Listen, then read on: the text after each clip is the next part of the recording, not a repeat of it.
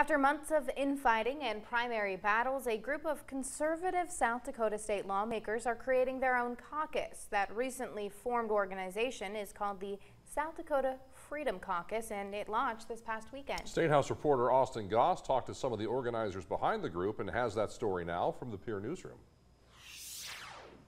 Republicans control a supermajority of seats in both houses of the South Dakota state legislature. But to many members, that doesn't mean much. What we are is simply a group, an organization that desires to follow the platform, which is what we said we would do when elected. Rapid City Representative Tony Randolph is the vice chair of the newly formed South Dakota Freedom Caucus, an organization officially launched at the Republican convention in Watertown this past weekend. It is tied to the National Freedom Caucus in the United States Congress. According to Andrew Roth with the State Freedom Caucus Network, South Dakota will become the 6th state with a Freedom Caucus in the network.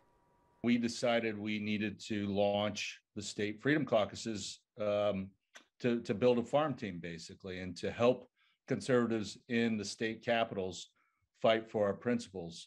The organization hopes to be what they call the conscience of the Republican Party and ultimately pull the party right on a variety of core Republican issues. That comes at a time where the party in South Dakota is as divided as ever, particularly after a bruising primary, the impeachment of Republican Attorney General Jason Ravnsborg, and GOP convention, all just in the last month.